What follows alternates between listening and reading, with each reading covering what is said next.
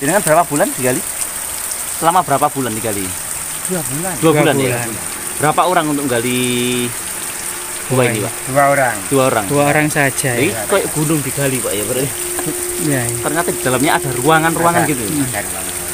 Mungkin kisah penghuninya Pak Mustain biasanya masyarakat menyebutnya dengan mbah siapa ini Mas? Mbah Permono. Mbah Permono. Terus di situ ada situs bersejarah penuh dengan fragmen batu bata kuno dan Zaman Majapahit. Zaman Majapahit. Guys, jangan lupa like, subscribe, dan komen ya.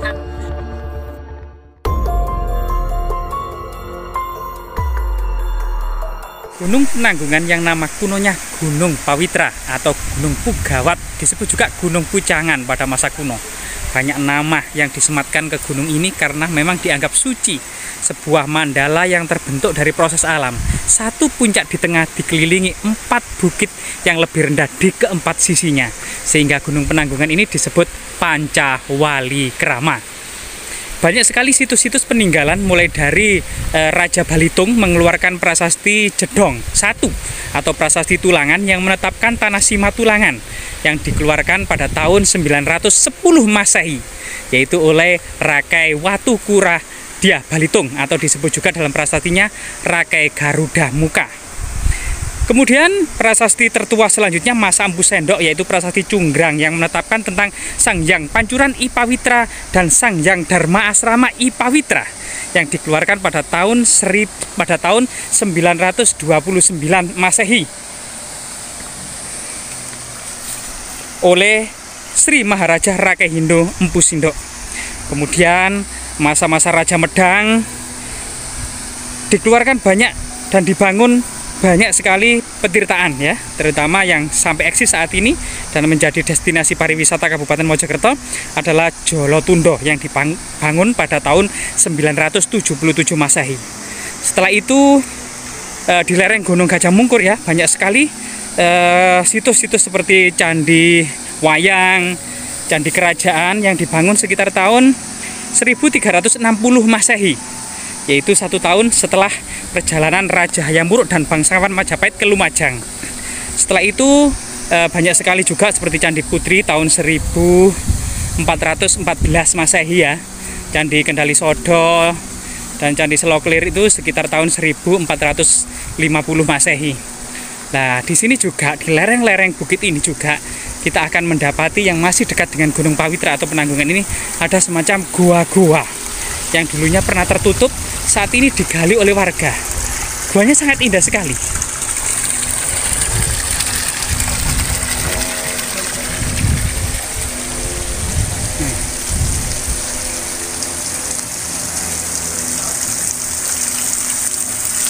Rahayu, rahayu, rahayu.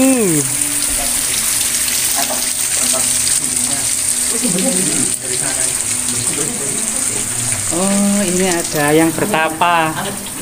Dengan Mas siapa? Mas Muklas. Mas Muklas dari desa mana? Jauh ya Mas? Sini Tumpang Sari. Oh, dari Tumpang Sari saja. Oh, ternyata sumbernya dari sini. Lah. Oh.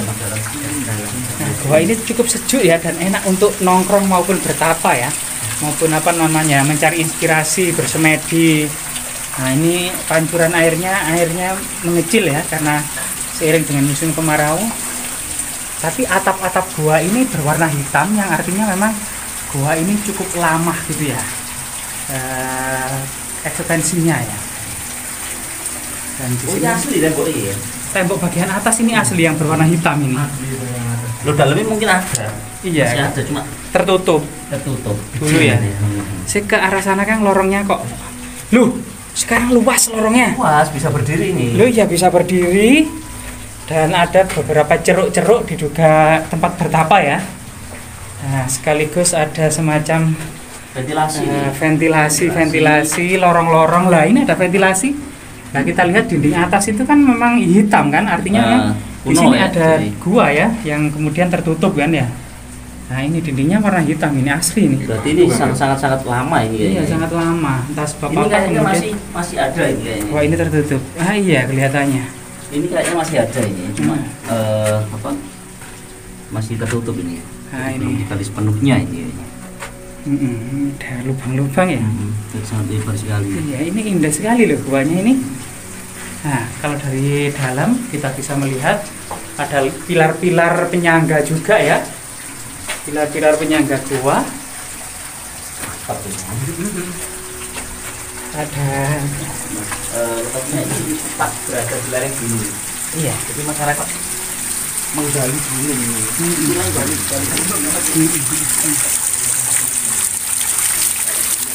Nah, di bawah sana itu ada beberapa makam orang sakti ya, atau yang diduga asal-usul pembaba desa ini.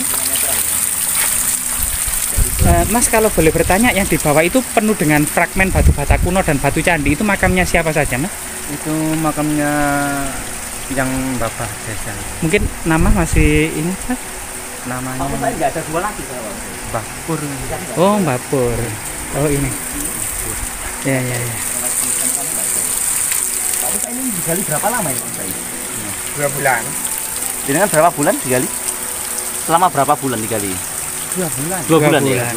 Berapa orang untuk gali gua ini, Pak? 2 orang. 2 orang. 2 orang saja Jadi ya. kayak gunung digali, Pak ya. Berarti Ya. ternyata di dalamnya ada ruangan-ruangan Ada. gitu. Ada ruangan.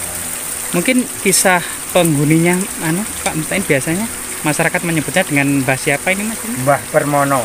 Mbah Permono.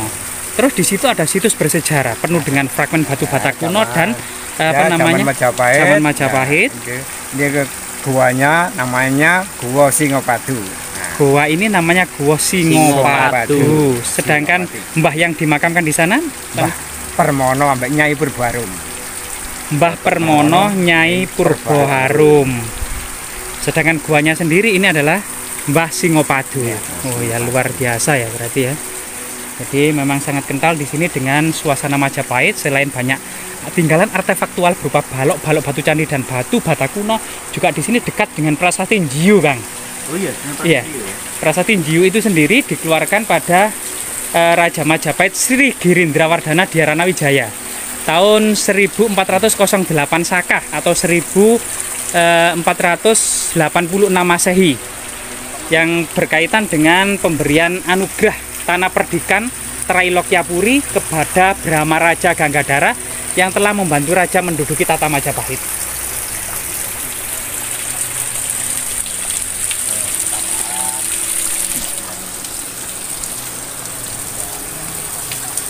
Jadi kita di sini mendapati sebuah gua yang merupakan jejak-jejak bersejarah dari peninggalan sejarah kerajaan Majapahit. Gua pada masa Majapahit, terutama pada masa akhir Majapahit, menduduki arti yang sangat penting sebagai usaha untuk menyucikan diri guna menjemput moksa. Sehingga gua ini diduga pada masanya, terutama pada masa Majapahit, memiliki 4 fungsi. Yang pertama adalah sebagai pertapaan, persajian, pemujaan kepada gunung, dan asrama kadewa guruan. 4 hal ini biasanya melekat pada tradisi-tradisi gua-gua yang termasuk gua-gua yang ada di Gunung Penanggungan serta sekitarnya. Sedangkan cerita masyarakat sendiri, gua ini bernama Gua Singopadu ya, Singopadu. Dan kondisi saat ini memang cukup indah ya, dengan gemericiknya aliran air yang cukup segar, suasana juga cukup sejuk, dikelilingi persawahan, bukit-bukit dan gunung-gunung ya, bukit-bukit serta air terjun yang ada di bawah sana. Pada masa Majapahit, ketika pensiunan pejabat tinggi Majapahit, para raja Majapahit, ada kepercayaan yang dikenal dengan catur asrama, yaitu 4 tahapan hidup. Yang pertama adalah usia anak-anak mencari ilmu yang dikenal dengan Brahmacara, sampai menginjak dewasa guna melanjutkan tahapan yang kedua, yaitu Grihasta, artinya berumah tangga. Sampai kemudian ketika anak-anak sudah mandiri gitu ya, para pejabat tinggi ini melakukan perjalanan menuju hutan-hutan gunung-gunung guna melakukan tahapan yang ketiga, yaitu wanaprasta ya. Wanaprasta artinya meninggalkan segala gemerapnya duniawi dan keluarga, segala ikatan-ikatan yang melekat pada duniawi itu, kemudian menuju hutan-hutan dan gunung-gunung untuk melakukan pertapaan atau kemudian memperdalam dharma kepada seorang mahaguru, maharesi atau mahayoga atau mahapertapa gitu ya, sambil melakukan pertapaan-pertapaan sampai kemudian ketika ajal hendak tiba melakukan meditasi yang dikenal dengan masa sunyasa, yaitu tahapan keempat dari catur asrama. Sunyasa sendiri adalah fokus meditasi sampai kemudian berjalan ke arah puncak Gunung Penanggungan melakukan perjalanan suci yang dikenal dengan Tirta Yatra atau Dharma Yatra, sampai kemudian melakukan Pradaksina Patah, yaitu mengelilingi puncak Gunung Penanggungan tanpa bekal sedikit pun sampai kemudian menjemput Muksa. Jadi ini salah satu kemudian tahapan hidup terutama pada masa kerajaan Majapahit ya, yang biasanya dilakukan oleh Triwangsa, yaitu 3 kasta tertinggi, kasta Brahmana, kasta Ksatria, dan kasta Waisya. Semoga situs-situs seperti ini tetap terawat dan tetap lestari menjadi destinasi wisata budaya, termasuk kemudian ada banyak hal yang masih difungsikan sebagai situs religi. Semoga bermanfaat. Jasmira, jangan sekali-kali melupakan sejarah.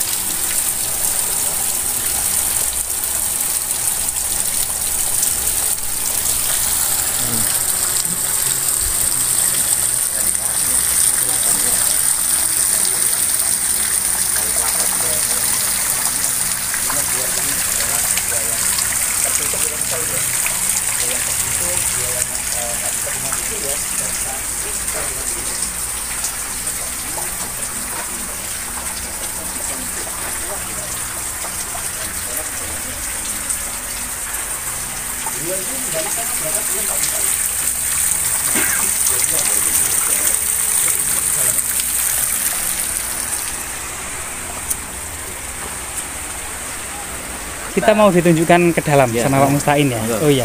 Dan dijelaskan mungkin ya, ada penghuni-penghuninya ya yang ada di dalam.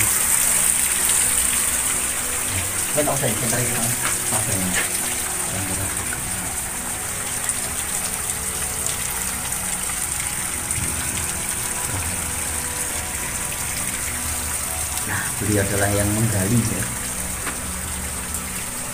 Seperti ini. Ini fungsinya untuk apa Pak Musta ini? Buat sholat. Tempat sholat ya? Ada kiblatnya mana Pak? Ini. Oh, sana kiblat ya? Bingung nggak gue? Berarti sana kiblat ini. Oh, ini dibuat ceruk untuk anu ya, Iman ya? ibadah ya. Satu religi. Ini ruangnya apa ya? Nah, itu keluar ventilasi angin. Angin ya? Oh, ventilasi. ini ya, untuk ventilasi. Oh ya, di sini ada ventilasi loh. Tembuskan loh itu. Ventilasi, ya. Lah, sampai sana ventilasinya. Ini tinggal berapa meter Pak Musta ini? 3 meteran nih ya? 3 meter ya. Oh, dengan ketinggian yang 3 meter ya. Jadi ketinggian sekitar 3 meter. 3 meteran meter. ya. Jadi ini sekitar tingginya sekitar 3 meteran. Nah ini bangunan kira-kira ada sejak kapan Pak? Yang sebelum digali ini? Ya sudah dulu sudah ada, tapi tertutup. Nah, Oh gitu ya, tertutup oleh lahar ya. ya. Nah ini berada di lereng jurang loh Pak, bisa jenengan gali sendiri. Ya, kalau saya kan cuma supaya bisa masuk Oh gitu ya. dulu merangkang. Nah, Oh, waktu dulu. merangkak. Oh, merangkak ya. awal-awal Saya merangkak. sempat ngalami Mbak merangkak di Ya, sini. merangkak. Jadi dulu lewat sini ya, lewat atas Ya, itu ya. itu batasnya gini. Nah, Nah. dulu. Oh, yang warna hitam ini yang asli nih Pak ya. Nah, Kemudian digali. Ya, semoga bermanfaat ya, Jasmira. Jangan sekali-kali melupakan sejarah.